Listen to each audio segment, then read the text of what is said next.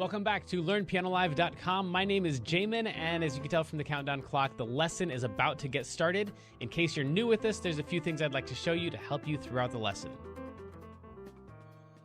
These lessons are always guided and shaped by your questions, and if you're live with us today, there's a couple different ways you can do that. One is in the public live chat, and the other is the Ask Jamin a Question button, where you can ask me a question privately, and I won't share your identity in case you're afraid that your question is stupid. But it's not. If you're in the archives, though, then just open up the survey. At the end of that, there's a place where you can ask your question. I will say I frequently get questions from students in the archives watching a lesson from 6 months ago, and I have no idea what they're talking about. So please try to be as specific as possible. If you're watching this at LearnPianoLive.com, there should be a PDF and an MP3 button right next to this video. The PDF will often have additional video links inside, so you can get more in-depth instruction on each of the topics. And if you're the kind of person who likes to print out the PDF so you can make the same notes on your physical version as I'm making during the lesson, now would be the time to do that. The MP3 is just a play-along track so you can practice more after the lesson. In traditional lessons, a teacher is going to actually present some new concept for maybe 5 or 10 minutes every couple weeks. The rest of the time is going to be spent applying and refining those concepts. Well, here I'm spouting off hours of new information every week, so it's totally unreasonable to expect you to actually absorb all of that.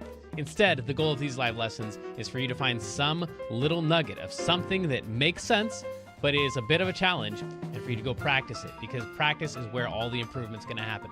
So don't feel bad if you have to leave the live lesson when you find that little thing that you're gonna practice. And of course, if I'm going too fast, you can always rewind the live lessons or replay in the archives as much as you want. If these live lessons start feeling random or meandering, it's because they are, on purpose. So if you're the kind of person who wants classical training with a step-by-step method, then you're going to want to check out Kloppel Academy on the website. It's included in your live lesson subscription, so you can do both or either. And the upper levels are seriously hard work, but it's going to take you all the way from ground zero, all the way up to being ready to enter any major music college as a piano major in classical or jazz. And finally, it's most people's favorite. This is application, where we take the past concepts from other live lessons and we see how they apply to an actual, real song that already exists. And since there's like 1,000 different ways to play any song, you're just going to work on the version that is appropriate for your level. So that might just mean playing one note at a time for right now. Or maybe you're working on chords or covering the full song. Or maybe you're just seeing how the song breaks down so you can better write and transcribe your own songs in the future. But whatever your level is, the goal is not this song. So even if you don't play the whole entire song, you'll get better by even attempting a little bit of it, and attempt it we shall.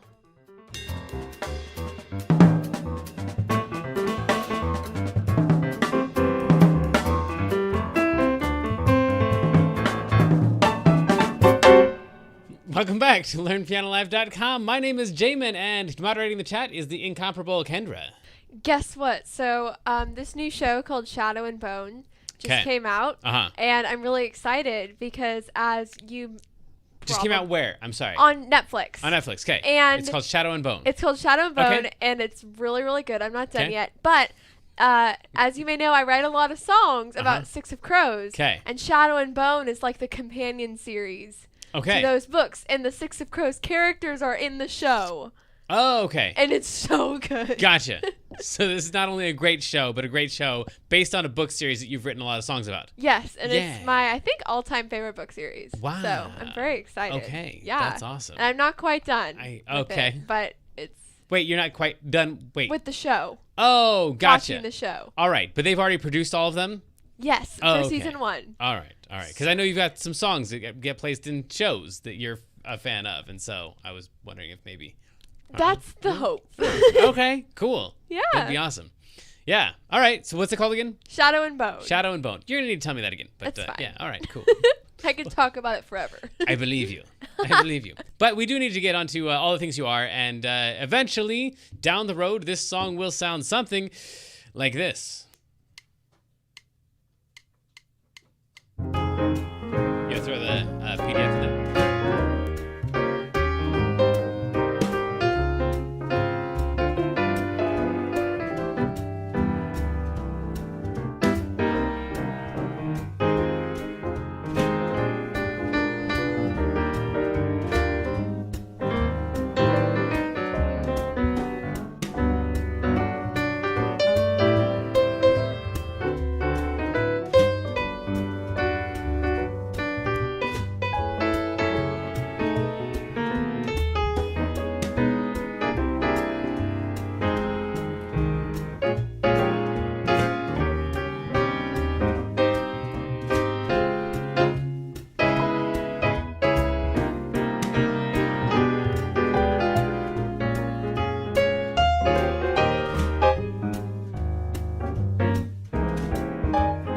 habits again. So let's go note by note. This is kind of an important song in jazz. So we've been going through probably the most common jazz songs.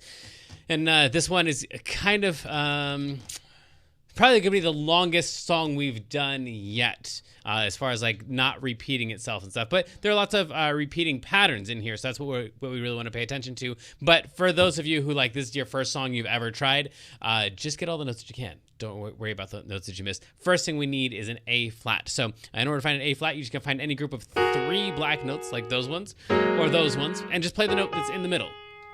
That's an A flat, because the note right above it is an A. So the note slightly lower or slightly to the left of A is going to be an A flat. Same thing goes for the D flat. There's going to be lots of black notes, lots of flat notes in this song. So if we took A and we walked it up to D, A, B, C, D, then the note slightly lower than D would be D flat. And that's kind of how we're going to find these notes. And if you've never found any notes on the piano before, maybe that's what we go for in this lesson. We don't try to play the whole thing in time with chords and all of that stuff. And we just like try to find some of the notes, because finding an A flat is a skill that we will need in almost all of the songs that we play, well, at least a whole lot of them. So A flat to D flat. If you can just get that much down, then that's a good start. We're going to go back to the A flat, and we're going to say the word the when we get back down to the A flat, because we should be saying all of the words along the way. So we should say you are the. I know for a lot of you who've already played a lot of jazz songs, like saying the words out loud is something new for you and kind of awkward, because it kind of feels like singing, which most of us piano players don't want to do in front of other people. So I would highly recommend that at least when you're by yourself, you practice singing this. You want the words to kind of be in the back of your head as you're playing through, because if you can sing the song, at least you can hear the song being sung in your head, then you're less likely to get lost in a song. And especially on a song this long, getting lost is a real problem. Like it happens frequently, and also getting back to like finding your place. Even if you like just wait for the song to repeat and you decide to jump in at that point, it might be a long time on a long song like this. So saying the words out loud is really going to help you, especially on a song like this, because it's really common that beginning jazz players will get lost in this song and then not know what to play. So we're going to play A flat, D flat, A flat, and say you are the. Cool. If we slide slightly down, we would land on a G, and we need 5 of those in a row for Promised Kiss of Spring. Cool. And then we're going to go up to a C, which is 3 notes away from the G. So, along with the track, that much of it so far would sound something like this. 1, 2, 1, 2, 3, 4. You are the promised kiss of springtime. Yeah. So this thing right here of like this, the distance between these 2 notes, this is really important in this song. So we have that thing, and then we have that thing right there, the G and the C that are going to go back and forth. And then we're going to have the F and the B that are going to go back and forth. And then we would go to an E, and we would have an A, except the A is actually not going to get played. But that pattern right there of that thing, that thing is kind of the way the first, 2 lines of the song go. So you are the, and then the next section, Promised Kiss of Springtime. Back to G, that makes the lonely winter seem, and then long. So that thing, except we don't actually use the A. It just ends on that E, and that would take us down to here. I do want to point out these guys right here are natural signs, and sometimes those get mistaken for sharp signs, but they're not. They're just natural signs, because at the beginning of the song, they told you that all of the B's were going to be B flats. So if it says to play a B, it actually means B flat. The E's are actually going to be E flats. The A's are actually going to be A flats, and the D's are actually going to be D flats. So B's, E's, A's, and D's in this song, because they put this thing at the beginning, are all going to be flat, just automatically. So if you have a B that's not flat, that's weird in this song. So right here, you've got one of those weird notes. I'm going to give you the little hint in there that it's just a regular B and it's not a B flat. But if that B was not written in there, that other natural sign would still be there, just saying not flat. I know we told you all the B's were going to be flat, but this one is a lie. This one's just a regular old B. And then same thing right here, because all of the E's are supposed to be flat. Then we need a natural sign to signify this one is not. This one's an exception. This is not an E flat. This is just a regular E, an E natural. Okay, so then moving on, we continue with the same pattern. E flat, and A flat. Same distance as the first two notes. So we've got that thing, that thing, that thing, that thing, then that thing. You are the breathless hush of evening. So now we're on to these guys right here. So kind of this size, we call this an interval, this size space is the whole song.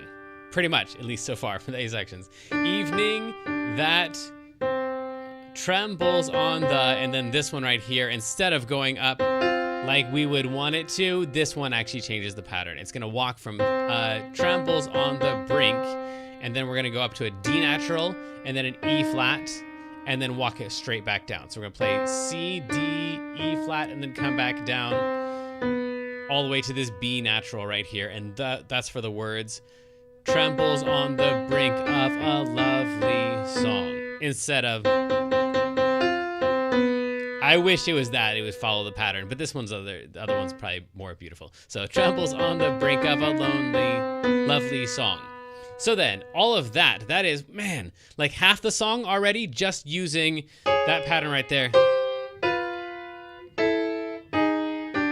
And then that thing right there. So that along with the track, eventually, if you can't play this yet, that's perfectly fine. You got as much time as you want to practice this. But eventually, it would sound something like this. 2, a 1, 2, 3, 4, you on the promised kiss of springtime that makes the lonely winter seem long. Okay, moving on. The next one. You are the breathless hush of evening that, and here's the one that's weird. Okay, now this next section is the place where most people start to get lost. It's like the next to hardest section of the whole thing. Probably just to remember, it's not even that hard to play. The first thing that starts out is that same interval that we had before. So we had this thing. So right here, we're gonna go back to this one with the D and the G, and I am currently right here. So I'm on a D, up to a G, and then up to a D. So those notes right there. Not too bad so far. It's kind of jumpy. And if you've never played any songs before, if you just make it through that first half of the song, good on you. That's awesome. Just stick with that and work on that with the track. But you are this thing right here. This one has kind of a different pattern to it. So the first half of the song is this, that thing.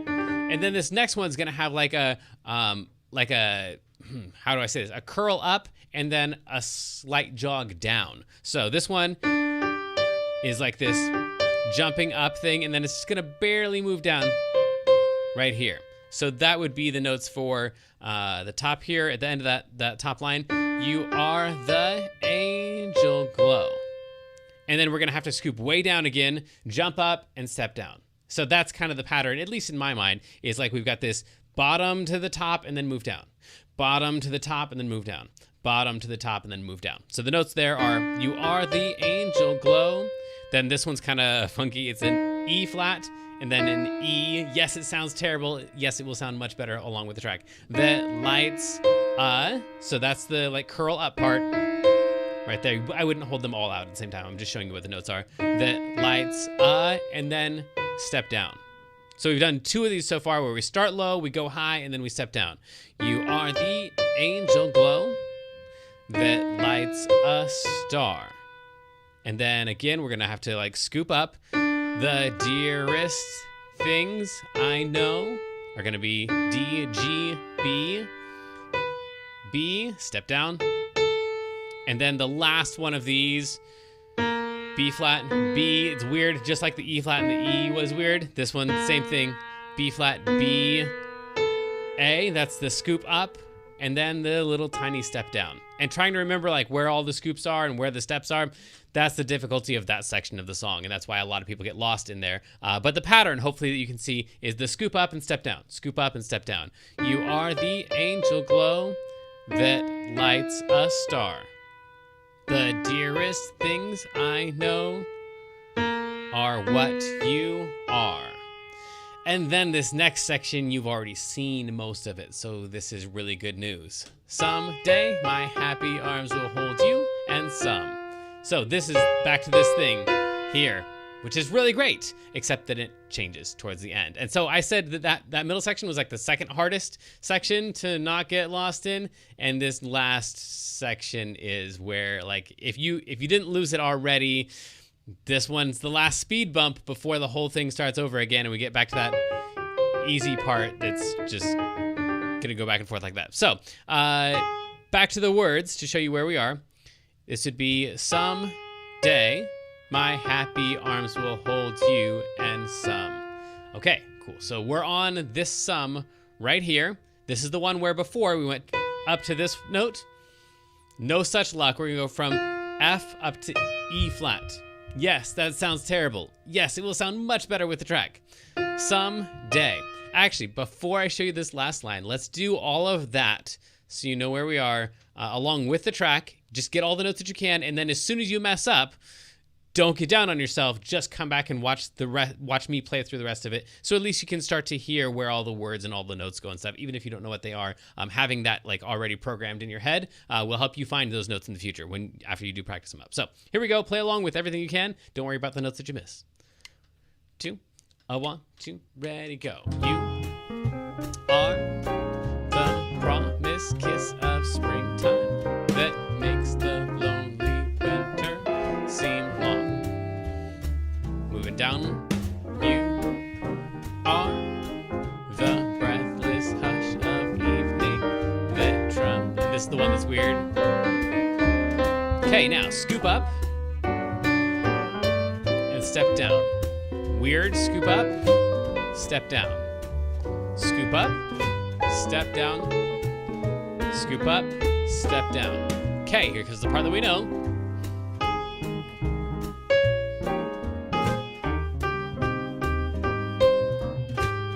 Okay, and here's that E flat.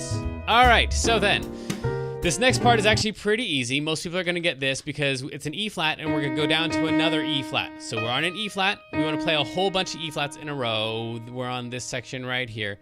Day, know that moment, dear, is all E flat. So that's all cool. We just need to throw in one D flat before that. So day, it's kind of like we're jumping down to this E flat and we just trip over this D flat before we land on this E flat down here. Know that moment, D. Vine is a G.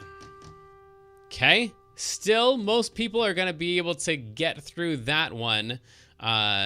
Someday I'll know that moment divine when, and here's the final test. If you can get this part, then you win. All the things you, right there. Yeah, I can just like hear all the players missing these notes. Where am I supposed to jump to? What are these notes? I don't know. It's about to start over again. I'll just start back at the beginning.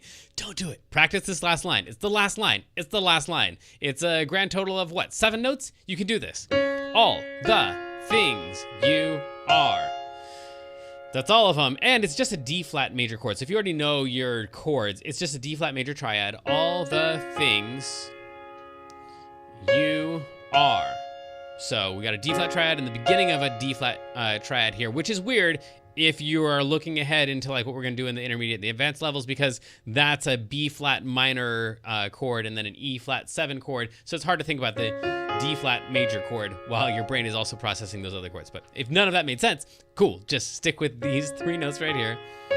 And then we're just basically gonna repeat it. And Kendra, if you could zoom out a little bit, I'm gonna have to go outside of what we can currently see. So there we go.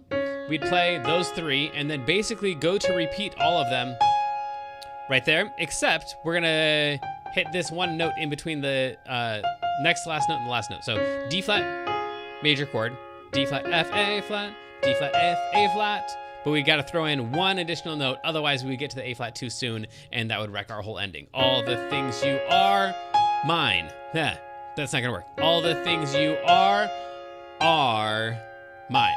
So think 2 D flat chords at the end, but we gotta throw in one note just to take up some time so we don't land on the A flat too soon. All the things you are mine.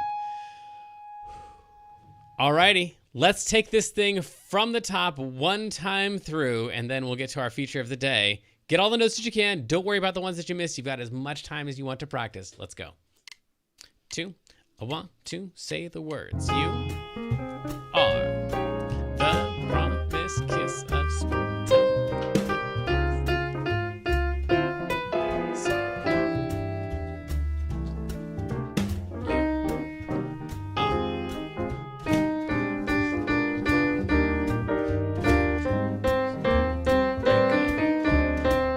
Scoop up. Here we go. Scoop up. Step down. Scoop up. Step down. Scoop up. Step down. The part that we know. And then here's the weird part. We're going to jump up to an E flat, D flat, E flat. Okay, here we go.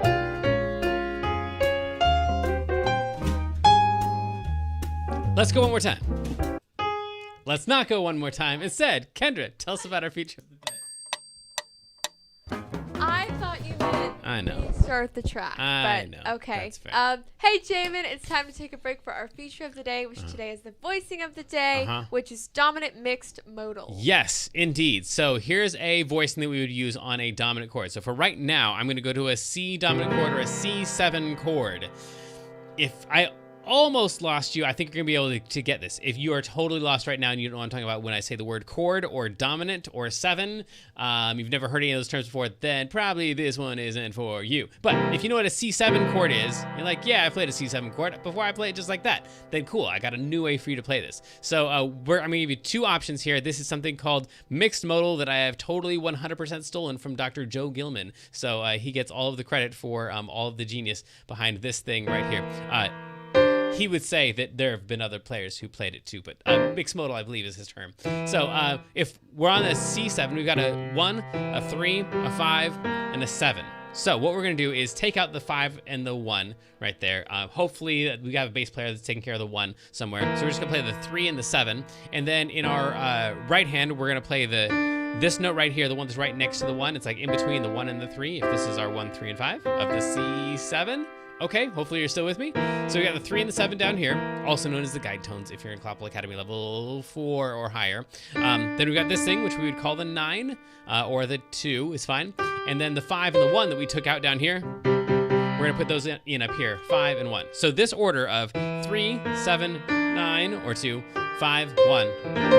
This is one way you could play a C7. This sounds way cooler than that. That sounds, well, in comparison, it sounds kind of dorky. And this sounds kind of awesome. So any dominant chord, try that on any of the songs you are already playing. Just play a regular old version of all the chords that you play, except when you get to your dominant chord. Try 3, 7, 9, 5, 1. There's also another one you could do that is 7 and 3, and then up here you play like the 6 or the 13, and then the 9 and the 5. That's another way you could play that C. Or the other one that we had with 3, 5, 9, 5, 1.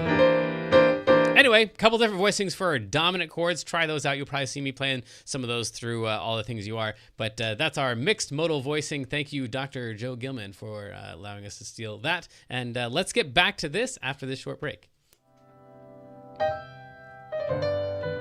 So sadly, the lesson preview has come to an end, and it's time to say goodbye to everyone watching the free streams. Of course, paying subscribers at learnpianolive.com can continue watching this lesson and several hundred others like it in the archives. So come on over and check us out, and if you like what you saw, at least like and subscribe, and then tell your friends to head on over to learnpianolive.com to start enjoying this journey with us.